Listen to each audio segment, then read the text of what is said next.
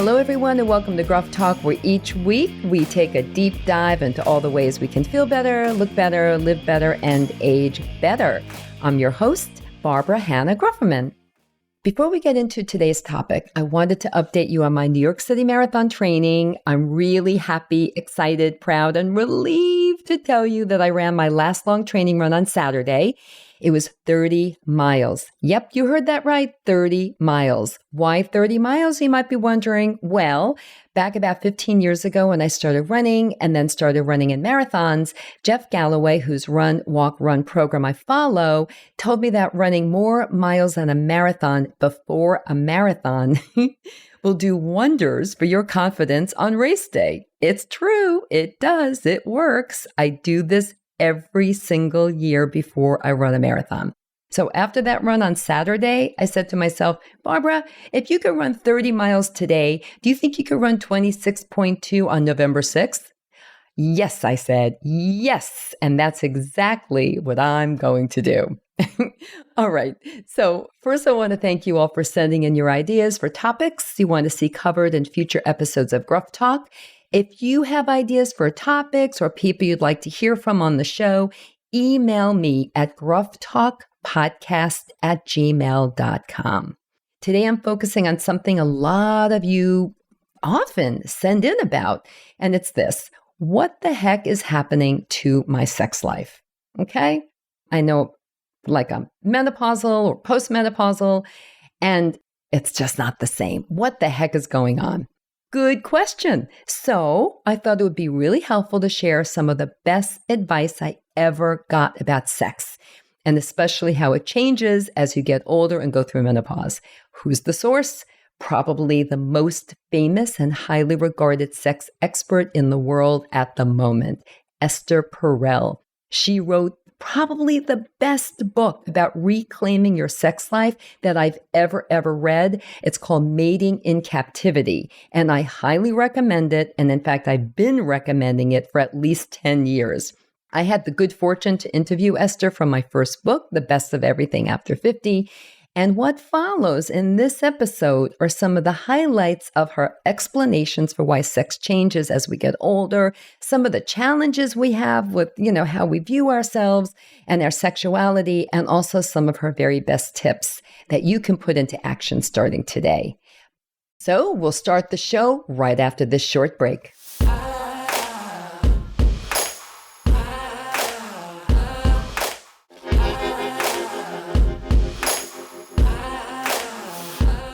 Okay, we're back and ready to get started. Let's go.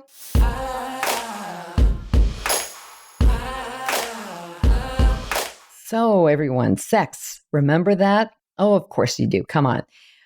Now for me, I'm going to just tell you a little story I think a lot of you will be able to relate to, I'm sure. And I've kind of told this story a lot. I've even written about it, but here it goes and see if you can relate. When I met my husband, Howard, in the sweltering summer of 1992, we started rocking and rolling almost immediately. We were in our late 30s. We knew what we were doing and we liked doing it. But from the moment we got married, a year later, it was a rather fast, dating time. A year later, we were thinking about getting pregnant, actually getting pregnant, recovering from pregnancy, or enjoying and coping with the results of the pregnancy, babies, toddlers, and now I have 2 young daughters while they're in their 20s. It wasn't exactly conducive to swinging from chandeliers, let's put it that way. You can all relate, right? The parenting years. So 1 year to the day after Howard and I got married, Sarah was born almost 3 months early. And a lot of you have heard this story as well. For the first year or so, I spent more time checking to make sure that she was still breathing than I did kissing my husband. And really, how hot and heavy can you get with the sounds of a baby monitor next to your bed? On top of that, we had demanding jobs and we were mentally and physically drained. I spent the next few years obsessively trying to get pregnant again. And again, I was in my very late 30s. I took my temperature every morning and alerted Howard whenever my trusty ovulation kit told me that it was time. I was in the 2 to 3 day conception window. What had once been pleasure had turned into a second job for which we might or might not ever get paid. So When Sarah was about 2 years old, we took a much needed vacation to Jamaica. We were starting to get snippy with each other and stressed out from work, Sarah's birth, trying to get pregnant again, and still getting to know each other as a couple. Before leaving for Jamaica, I had an appointment with Dr. Clarel Antoine from NYU. He was my doctor, just a wonderful, wonderful doctor, and probably one of the wisest men I've ever met. He said, Barbara, do not take your thermometer and your ovulation kit or your mindset that you must get pregnant. Go, relax, enjoy, have fun, have sex, have wine, and what will be, will be. You probably know the punchline to this story. Our second daughter, Elizabeth, used to tell people she was Jamaican. So fast forward to 50. In the years that followed, our love life perked up again. It was as normal as it could be. Given our workloads and 2 young children who managed to crawl into our beds every night, I'm sure a lot of you experienced the same thing. And while it had been a very stressful beginning, we took a long, deep breath and got back to the business of life, right? Life, enjoying it. Since we were no longer having sex to procreate, it became a little easier, more fun, a bit relaxed. We went out, saw friends, traveled a bit, and took advantage of every opportunity to be alone. Our friends thought we were smart for carving out time for each other, and our kids made fun of my husband whenever he called me his girlfriend, which he did often. In fact, he still does, both of us in our 60s. Now that our daughters are in their 20s and out of the house, we have even more opportunities to be alone, if you catch my drift. But, for many women, when we think, are we actually doing it enough? We ask ourselves that. We compare ourselves, like compared to the norm, to other people our age out there. So for many women, once we're over 50, things can start to change. I read some statistics about how many times per week married Americans made love with each other. And it's hard not to compare. So I brought this topic up with my friends, my girlfriends. This was a while ago, actually, when I was researching my first book, hoping to get some insights into how other committed couples handle their love lives around the age of 50 or older. And the specifics were different, but the basic questions were the same. And here it is. I love my husband. He loves me, or I love my partner. So why aren't we having more hot sex? So at this point, it's not like anyone has to tell us what to do in the bedroom. We've been doing it for decades, even if it feels like we haven't done it in decades, right? I hated thinking that maybe things were slowing down and that, no, they might slow down even more. And it's true that menopause can make sex less comfortable, of course, for some women. And their libido can drop off, and that's true of men as well. Please don't forget that. And also men who might be on some medication. So there's a lot going on once we've hit our 50s and beyond that could really impact our sex lives. But just because a woman is postmenopausal, does she automatically lose interest forever? Was that the future? These were the questions I was asking myself. And I knew I had to turn to someone who had the answers. So I went and talked to Esther Perel. Esther Perel, she is an internationally respected therapist. And as I mentioned before, the author of the best-selling and continues to be a best-selling book called Mating in Captivity. It's just such a fabulous book, and it explains so much, a lot of which I'm going to cover here in this episode. It's been translated into so many different languages, and now she has her own podcast and has really become quite famous, and rightly so. At our first meeting, though, Esther explained in her very sexy French accent, very, very sexy, that in over 20 years of working as a relationship therapist, she sees the same scenario over and over and over again. Long married couples who love each other, but are no longer interested in making love, at least not with each other, right? She wanted to know why, and so she devoted herself to getting the answer.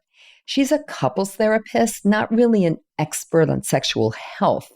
However, gynecologists and other physicians frequently call on her to help them better understand their patient's sexual psychology. Most doctors don't really know what to do with a woman who says, I'm having issues with my sexual life. I don't really want to have sex anymore. Not that a lot of women do have that conversation with their doctors, unfortunately. But, that's when they send their patients to Esther. They may be able to deal with her genitals, her dry vagina and other issues that happen physically when a woman goes through menopause, but not with her sexuality. So if a woman has a problem she'd like to discuss with her doctor, she might be too embarrassed to bring it up. So Esther really has been helping the medical community in this direction.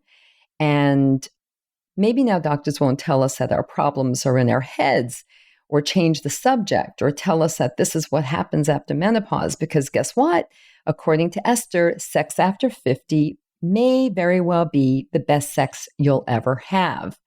I mean, she's convinced of this. We just have to get the right mindset, and we have to understand why these things are happening, and that we have to just shift around a little bit of the way we think and bring your partner in on it too. So let's talk about that. So since sexuality is very personal, and since we're all different with different sexual orientations or circumstances, like some of us are married, some dating, some are looking, I invited several brave and curious women over 50 to join me in interviewing Esther to make sure that we covered a range of concerns. We spent many hours together sipping coffee, nibbling on mini muffins, sometimes blushing, and revealing stuff about our sexual lives that was, rather revealing. Most importantly, our questions were answered. We left the session contemplating our erotic selves in new and fresh ways. Some of what Esther told us was kind of counterintuitive, but all of it made sense, and none of us could wait to get home. So some of what we learned is after 50, you can lose touch with your randy younger self, right? Like maybe you've been in a relationship for a while and the edge has worn off, or you're bored with your partner or even yourself. You may have body image issues, which is a big thing for a lot of women, especially as we get older. And you're not as energetic as you used to be, or feel like, maybe you're just too busy for romance. And then when you combine all of that with the physical changes that are happening because of menopause, and sex can really slide down on the priority list really, really, really fast. Most of us still crave intimacy, and we enjoy sex when we have it, right? I mean, once you're having it, then you look back and go, well, that was good. That was a good idea. I'm glad we did that. But many of us also say that we aren't having it enough. So what do? Right? So when Esther wrote her book, she posed a very simple question. Why does sex slow down between two people who love each other? For this first time in history, people are living long enough to have sex for many years. Think about that. After they are done having children, right? Women over 50 can now have sex because we want to, not because we have to. Very, very different. And it's a very liberating thought, right? But often we stop wanting it. So how can we want it again? That was the big question that Esther was looking at and what she wanted to figure out. So Esther, very interesting, who was raised in Belgium and Israel, she views America from an outsider's perspective. According to her, Americans are exceptionally goal-oriented people, even when it comes to sex. We believe that with hard work, anything is possible. We're a real can-do society and country. And conversely, we think that if you fail at something, it's because you're unmotivated or self-indulgent or lacking in spunk. This makes us believe that loss of desire is an operational problem, and that if we slap the right plan in place, it can be fixed. That's kind of how we think. That's why there is a huge market for self-help books like 7 Weeks to Better Sex and 5 Minutes to Orgasm Every Time You Make Love and things like that. And for products like, Viagra. Women's magazines burst with stories about how to do this, how to do that, how to do it more, how to do it better. And most of the discourse is about the mechanical and the operational, not about the desire or the motivation. We talk about sexual functioning rather than sexual feeling. If it is about functioning, like when a man takes a Viagra pill, then all is well with the world, right? Or is it? Most definitely not, says Esther. She made some other points about how cultural ideas about sex could put a damper on the joy of having it. And understanding these attitudes will help to put them into context and get them kind of out of your head. For example, she says, we all have like this Puritan work ethic, and sex in our society is often viewed as either smutty or saintly. And our generation was raised to think that if a woman enjoyed sex too much, she was a slut, but that she was supposed to have sex with her husband as her wifely duty. It's an issue of pleasure. Wanting pleasure can cause us to feel guilty, and we tend to speak of having to earn it or deserve it, much like the Puritan work ethic. It seems that the only thing we allow ourselves to be totally passionate about is our work and overconsumption. So, talking about work, she says that we think everything is work. I'm working on it is an often used phrase, whether it's about the food that's still on your plate or a sexual relationship. To use the word work about something that is meant to be a pleasure, whether it's eating a great meal or sex, is crazy, said Esther. Why do you always have to be a productive citizen? That was one of my favorite things that she ever said to me. Why do we always have to be in the role of being a productive citizen? And the other issue, too, is she thinks we are, and of course we know we are, a youth-centric society. Check any magazine or an advertising campaign, TV show, movie, clothing store, and you'll see that Americans are in love with youth. We're convinced that being young is more important than being wise or experienced.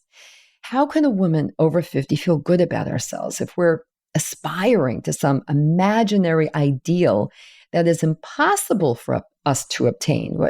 We can't. And another challenge, according to Esther, is we measure everything. And I know I measure everything about me too. I wear my Apple Watch. I measure my heart rate. I measure my running pace. I measure my sleep. I get that. But when it comes to sex, we love to compare and keep score.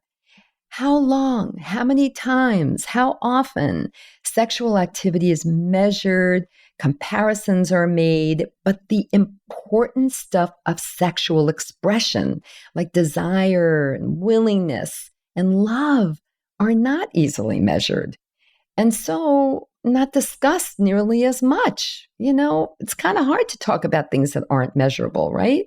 And then she thinks, we all talk too much. Talk shows, reality shows, celebrity tell-all books go on and on endlessly about things that used to be dealt with as a matter of course and in private. All of the talk can make us worry even more. Oh, wow, we really aren't doing it. They're all doing it. We're not doing it. What's wrong with us? And she thinks, again, as a society, we don't believe in secrets. Popular marital advice tells us that lack of sex means lack of intimacy, means lack of closeness. Therefore, you need more talk, more communication, and more transparency with your partner, which is so funny because that does seem to be something that a lot of people think, oh, well, you fear intimacy and you're not talking to me enough. Well, on the contrary, excess information, Esther believes, and oversharing could put a damper on desire. Think about that. While a little mystery can feed attraction, there's nothing wrong with being a little mysterious, she thinks. And another challenge, we want our partner to be our everything, our girlfriends, our friends, our lover. Many people put too much of a burden on their partner to be the one and only meaningful person in their life, best friend, lover, confidant, advisor, co-parent, of course. And it's just way too big a role for any one person to fill.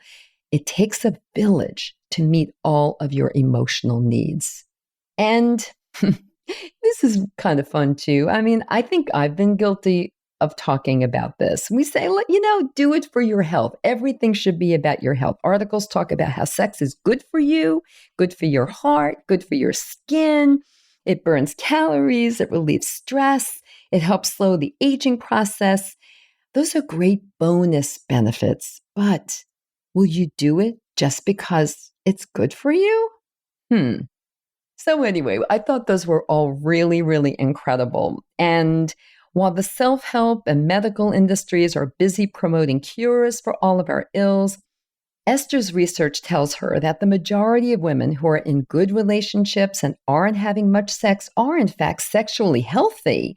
Most of the sexual problems associated with menopause can be addressed with simple solutions. We know that. Lubricants or small doses of estrogen or hormone therapy taken systemically. There are a lot of ways to counter vaginal dryness. No woman should ever have to suffer through vaginal dryness. I mean, I've talked about this for 15 years. A minority of women are suffering through true sexual dysfunction. That is not most of us. In reaction to this group, an entire industry has popped up with experts and books, which has caused the rest of us to believe that sex is over after 50. And that, says Esther, is a total shame because we have the potential to have even better sex lives now than when we were younger because we're more confident, we're more experienced, we're more liberated from menstruation. Oh, yeah. Are free from possible pregnancies. We can be more me-focused instead of other-focused. And we're not doing it because we have to. We're doing it because we want to. So it's a bit of a crossroads, in fact. There's a moment in our erotic lives that we all eventually get to, at least once. It's a crossroads where our sexuality changes for one reason or another. Esther sees it all the time. A woman going through menopause could realize that her experience of sex is changing and decide right then and there that she is done with it. She can shut down that part of herself, lock the door, and throw away the key. She could decide to focus on the dryness, the discomfort, and the slowing down of her sex drive. Or she could solve the physical problems and embrace this new life with a sense of freedom. No more periods, no more worries about getting pregnant, no more doing it because has to be a result. She can view sex as a form of play and fun and pleasure. It's a choice. So, having been prepped for the session with Esther, my friends and I, the bunch of 50 plus women that I gathered together to meet with her, we were ready and we had a lot of questions. The most important one, which a lot of you sent in to me as well, is how do you become more sexually confident? Developing your sexuality is a process of learning to view yourself as a sexual being.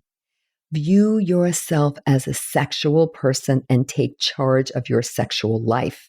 Then you will project desirability and sexual confidence. Your attractiveness as a sexual being is completely self-determined. If you don't feel desirable, then it doesn't matter what you look like or how much your partner says he desires you or she desires you.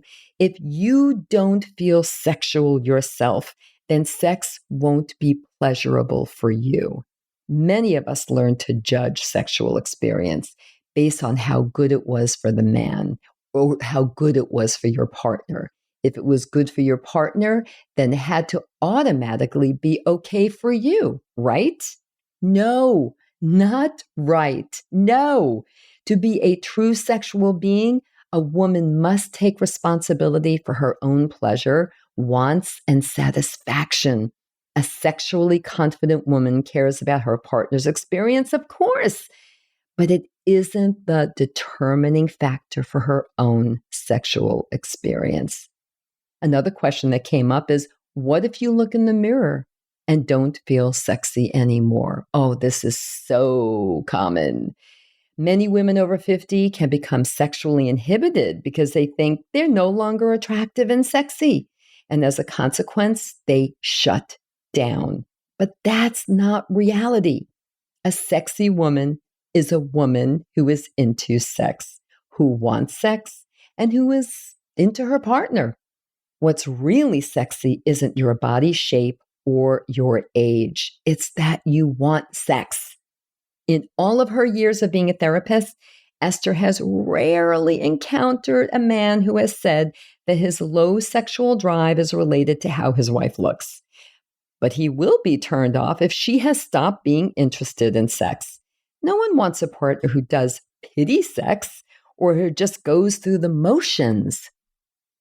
Another question that came up during our session with Esther that I've heard a lot from other women, it's this: why don't you have wild, spontaneous sex anymore?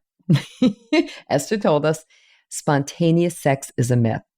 Why, you ask yourself, are you not having spontaneous sex now that you've been married for over 15 years, 20, 30 years or more? The answer is that it was never spontaneous. When you were just dating, you had sex on your mind for hours, maybe even days, leading up to the experience. In many cases, you set the date, thought about it, decided what to wear, where to eat, and many other details.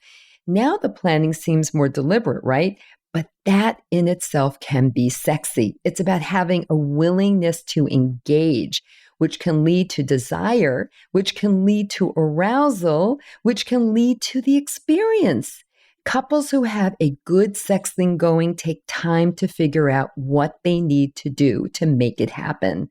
Whatever it is, they know what it takes to make the transition from the work or domestic life to the erotic life, and they make planning part of the erotic journey. So I learned so much from Esther Perel during that session with the other women, as well as the many times I interviewed her for my book and for articles. And I'm going to continue this episode. There'll be a part 2 next week, so I hope you'll tune in for that, where I'll share some of her best tips, and I'll continue on with some of the challenges that women seem to have, and what Esther recommends that we do to get around those. But, her whole goal is to have you rebuild really a solid sexual foundation with your partner. And then that way the real fun can begin, because after 50, that's what it's all about, right? Fun and pleasure. So really, the big message here is stop being so serious about it. Relax and have a great time. And if you're not sure where to start, I recommend Jamaica.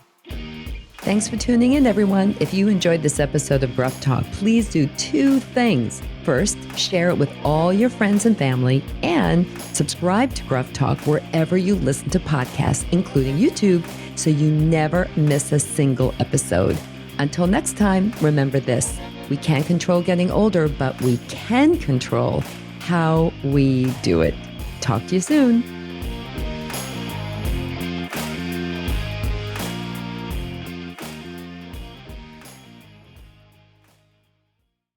Age Better Podcast is a proud member of the Sound Advice Network. Sound Advice, women's voices amplified.